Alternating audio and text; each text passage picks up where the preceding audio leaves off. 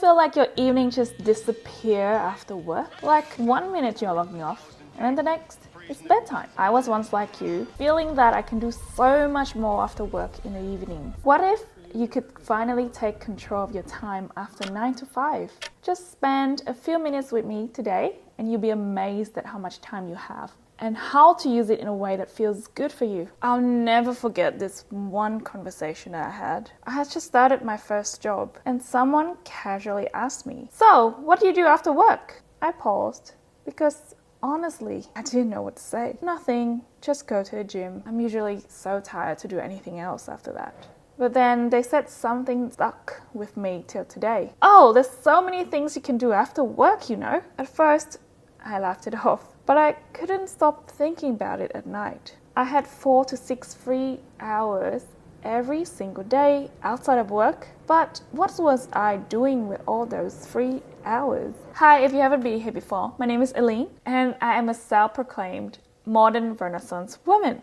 I have been working full-time for 6 years and I've been researching ways to better my life every single day. It's so embarrassing to admit, but I've spent over 4,000 hours on productivity, self-help books, courses, podcasts, videos.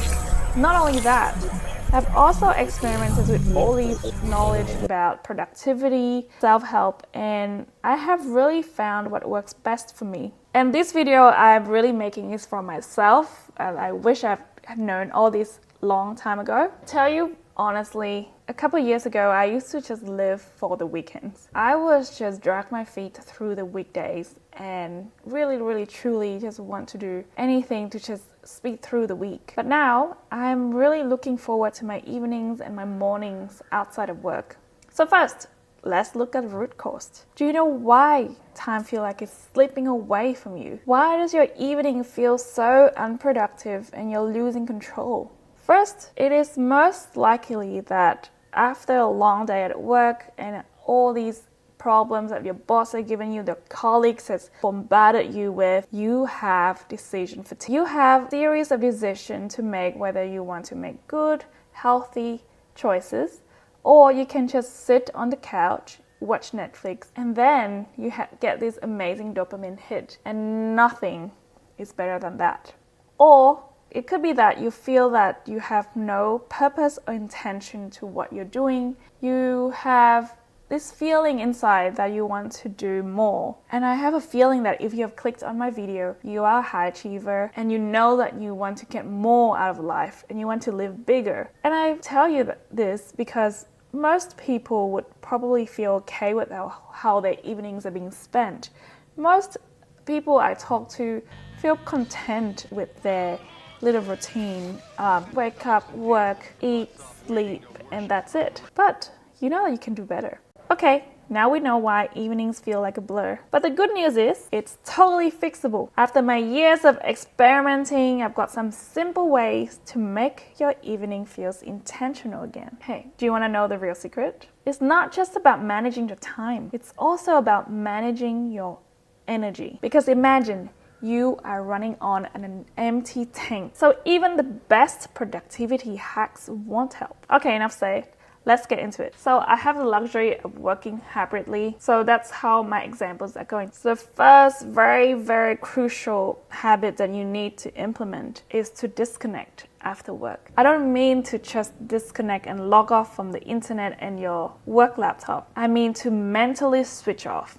The reason why this is so important is because not disconnecting mentally blurs and take away from your free time. Just imagine this. Your boss has called you in for a meeting last minute at 5 o'clock on the dot. I don't know why they would do this, but sometimes it happens. And instead of logging off, you feel like you need to plan it and think about what you can do. By the time 9 o'clock rolls around, or you know that you have been spending all this time thinking about work, not doing any proof yourself or to relax yourself, or to do that on your own time and not company's time. So how do we do this? It is so important to find a ritual that works for you. For me, it is shutting down a laptop. When I have a really busy day, I write down things that I need to do tomorrow, and I also want to do activities that I really enjoy. These days it is exercising, going to the gym, I like to do 10,000 steps every day, so I try to go for a walk outside.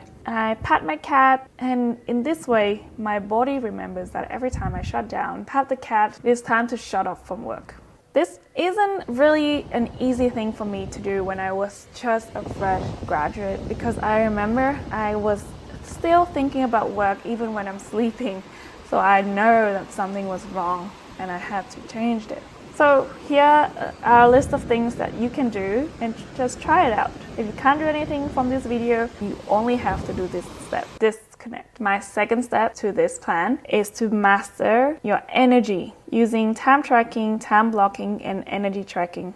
I think that time management has really been overemphasized in the productivity world. But over the years of experimenting, I find that time blocking and time tracking doesn't really do it for me, because I'm a feeling person and I don't really work well with a really rigid and structured plan. What often happened was I would have these amazing plans all set out for me, only to just maybe I have a little bit of a long day at work and everything just go out the window and I feel horrible about myself. So now I've learned that instead of managing my time and time blocking, I need to actually be tracking my energy. And I think time management can work for people who are type A, or they love structure and rigid routine. But for people like us who thrives on working flexibly and wanting to do things spontaneously, energy management is actually the best thing that I've ever learned about. And why does this work? From a book called When, the author says that we actually have different chronotypes. There are 3 different chronotypes. Depending on what we are, we have different levels of energy throughout the day. And I think that makes so much sense. So if you want to learn more about time management and how chronotype works, check out this book, or if you want me to summarize it, leave a comment below. The reason why we have to manage our energy, because everyone has different energy levels and different tasks require different levels of energy. So for example, if you're trying to learn a new skill, the thing that will take the most of your energy is actually practicing that skill. For me, if I'm trying to learn how to do YouTube video, the energy that I need to use for filming, editing, and scripting is so much more taxing on my mental power than just watching and to absorb information. So these are 2 very separate energy levels that you need to account for. So how do we do this? I have a few tips for you. First of all, even when you are just tracking your energy, you need to know where your time are going. So before you start managing your energy, you actually need to know what you're doing with your time and how you feel at that each particular time of the day. Just set out a normal, ordinary week. See where are you spending your spare time, what you feel at each hour of the day. So rate your energy level, what you're doing at the time, how you feel.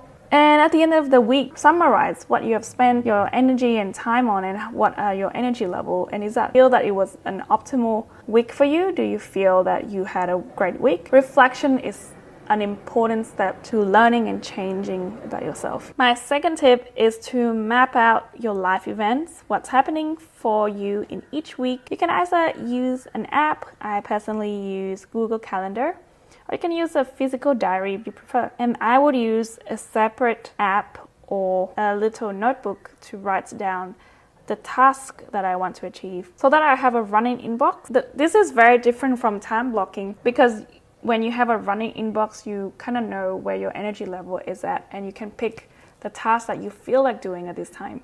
So I've learned these energy management tips from an amazing YouTuber, Elizabeth Phillips.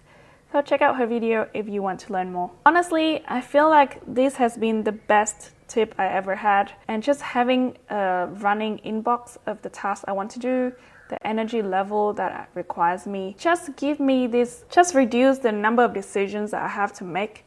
And also, if I see a task that I do not want to do at that time, I can just move on to another task and I don't end up wasting that hour. So that leads to my next point. I'm not saying that you need to always be productive and always be doing something with your time, but a concept that you need to implement when you want to feel more fulfilled is to be more intentional with your time, no matter what you're doing. No matter if you're watching a movie, you want to play games and you want to hang out with your friends, All of that so beneficial for our mental health, really contributes to our well-being. But the reason why sometimes you feel like you're wasting your time is because you didn't plan to do it or you didn't have an intention to do it. So just be intentional with it, right? A bonus tip is that you can have a test week where you would have your ideal number of tasks you want to achieve that week and just set it according to your energy level, test it, review it. Did you do any of the things you set out to do? Did you feel fulfilled? Did you feel like you were working at your optimal version of yourself? Personally, I have a weekly review session which really helps me to align my goals with what I have achieved in life. Now, just before you feel like, oh, I don't know what I want to do in life, don't worry, I have been there. It took me a long time of self-reflection, taking time to think about it in order to know where I want to move towards. So you can also set that as a goal for you. Self-reflect after work, not just doing something productive. Self-reflection is the best gift you can give yourself. So that's so many tips about being productive, but I'm not an AI. I need to enjoy life. Well, I got you, girl. The next tip is to build a dopamine menu of feel-good list. I'm sure you have seen so many videos recently about making yourself a dopamine menu. Is a very wholesome concept to do when you are so overwhelmed by your day-to-day life and we're so filled with choices that the irony is that these choices might not be even what we want to do. So having your own dopamine menu is really key to enjoying and staying true to what you love to do. This will help you when you encounter decision fatigue at the end of the day. And if you have a really bad day, just remember, just open this menu that you have created for yourself and pick one thing that you want to do from it. How you would do this is to take 15 minutes to write down a list of things you do that makes you feel can do in a short amount of time that gives you spark joy. For come a long way. Now this is the last tip, and this tip will change your life. That is, after working, go for a gym class, a dance class, an exercise class, spin class, whatever floats your boats. You need to exercise. Well, what's the big fuss about exercising? Exercising will prolong the longevity, improve your mood, increase your mental resiliency, and also gives you this huge burst of energy after. So isn't that amazing? It is free. Ever since I started exercising regularly, I just purely started with gym classes, and now I can exercise quite regularly 5 days a week. And I just feel like even though I'm spending a lot of time in the gym, I have a lot more energy in the evening to work on my passion projects, like making this YouTube video, for example. I would strongly recommend just trying to work out every day for 30 minutes. Find an exercise that you like. Like I used to love going to Zumba, I love doing gym classes, Pilates, and grab a friend because they make lives happier. Now, I have one bonus tip because you have been so great and have been watching through my video. This is so cool. Starting your day right on a positive note will create this halo effect on your whole day. I have learned this concept from a book called The Morning Miracle. The author, Elrod, he went through a tragic incident and he was paralyzed. But he pretty much turned his life around just using these very simple exercises in the morning. So the things he did were silence, affirmation, visualization, exercise, reading, and scribing. So these 6 exercises can be done either in 6 minutes or 60 minutes, depending on how much time you have to play with. Because all these exercises are actually investment in your future and your longevity and your happiness. Meditation, affirmation, visualization. That's pretty much set the tone for your day. If you have a positive start to the day, you will tend to see all the positive things that are happening to you. Have you heard of the red Ferrari when you wanted to buy a red Ferrari and then suddenly everybody has it? So those 3 things will help you to do that with your day. Exercising is a great way to boost your energy level. Reading is amazing to stay curious and build neural pathways in your brain. Journaling, honestly, been the best thing that I've done and really turned my life around. And it has helped me to organize my thoughts and make me feel less anxious. That sounds like a lot, but just start with one habit that you want to do every day, whether it's meditation, doing an affirmations while you're on the bus to work, visualize how your day is gonna go, or just walk out the park or walk your dog outside. Just read a page or just journal one sentence how you feel today and what you want to achieve. And if there is one habit that I want you to take away from this is journaling. The reason why, and I've learned this from, and these reasons are from Tiago Forte from Building a Second Brain. He says that ideas pops out at random times, at idle times, like in the shower, when you're driving, all of that. So all these ideas are dancing in your head, but once you write it down, you can park your ideas there for later. And there is a generation effect where you can better remember information you have noted down in your own words. It's also a way of rehearsing ideas that you have just learned. So like if you just watch this video, just write down what you've learned from this video and you've learned so much more. And you can absorb so much more than just listening passively. Writing also enriches thinking. It helps you to express your thoughts, emotions, which are really beneficial for your health and well-being. Writing also helps you to escape your reactivity loop. So if you have encountered a crazy person on the bus, and instead of feeling outraged and angry at this person for ruining your day, you can write it down, gain some empathy and have some objectivity that will help you to reset, and all these thoughts will calm you down just by the simple act of putting a pen to paper. Now, just a month from now, you'll be able to go from work, go to exercise, knowing exactly what you want to do in life and feel so much more achieved, relieved, and fulfilled. And all of that is because you took the time to watch this video and implement all these steps. So I really wish you the best for this journey of self-betterment and living a fulfilled life. Thank you for watching, and until next time, take care of yourself.